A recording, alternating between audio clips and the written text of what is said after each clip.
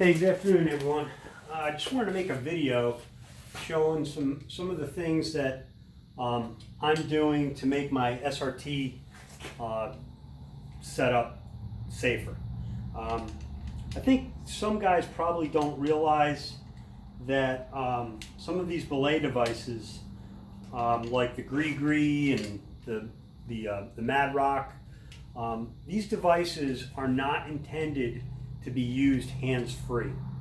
So if you're somebody that's SRT climbing and you get up, you're using it to get up to ascend your tree.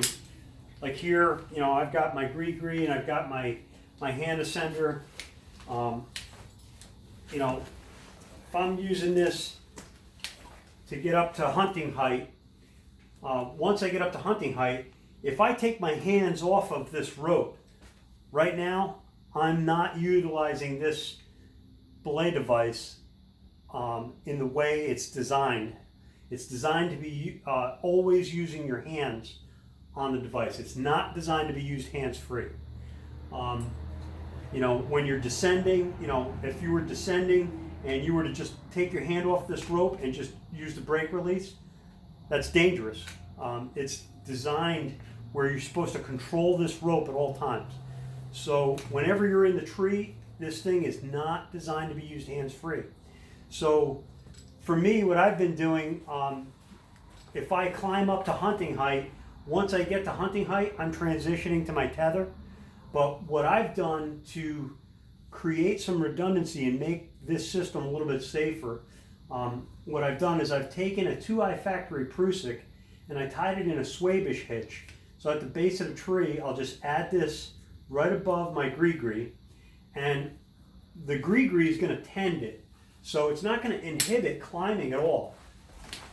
It, you know, it tends the Swabish hitch as I climb the tree, and then once I get to hunting height, what I can do is all I've got to do is tighten up my Swabish hitch, and now I've got something biting in, and I've got redundancy built into it. So now I can go hands-free and know that I'm safe.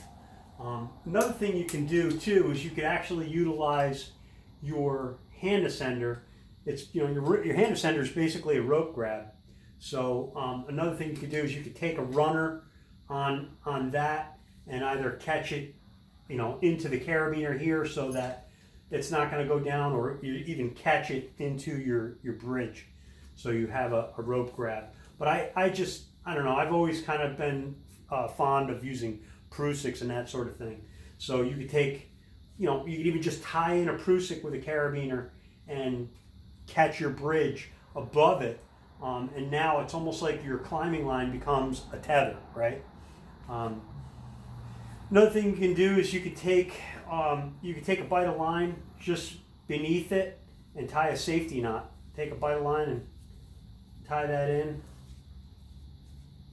right behind it, so that now there's no way I can accidentally catch this brake release and lose position, because this safety knot's going to run up against it and it's not going to go through the belay device.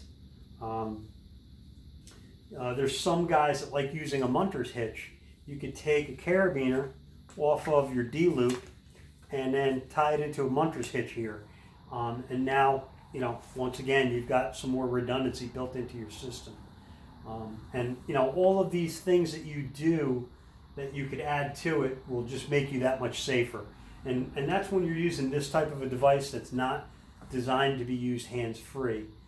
If you were using the arborist industry, there's a device called a rope wrench, and that device is designed for arborists, you know, who are working in trees, and that's something that would be fine, where you wouldn't have to add any of these other things. Basically, a rope wrench has a hitch incorporated into it, but by doing this, I've kind of accomplished the same thing. So, like right here, I just got 2i factory Prusik, tied in a Swabish hitch, got it in there, make sure it's tight, and if I were to accidentally hit this, you know, this brake release, I'm not going to come down. My Swabish is going to keep me in the position that I intended to be in.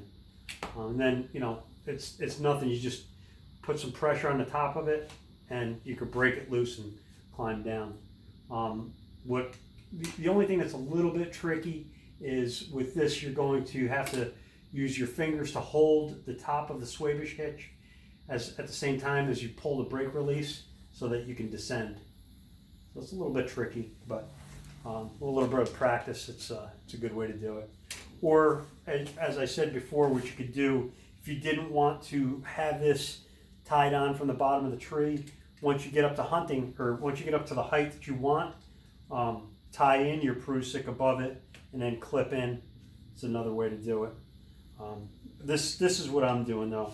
I'm going to tie the Swabish hitch from the base of the tree. It'll be there the whole time. Once I get to hunting height, I'm going to put a little bit of pressure on it, and then I feel that I have some redundancy built into my system.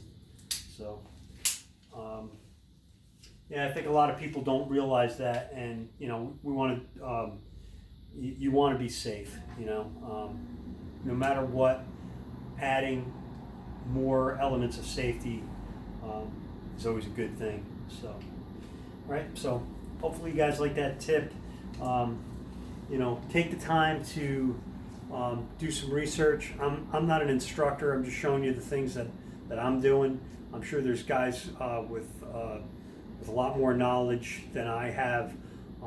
You know, seek out the knowledge and try to learn as much as you can to make yourself as safe as you can be, because this stuff's it's inherently dangerous. Obviously, it's like rock climbing or using firearms, right? I mean, you know, all these things are dangerous, and if you don't know how to do it properly and do it right, you know, that's not good. So try to learn as much as you can and incorporate as many things as you can to make yourself safe so that you can have fun.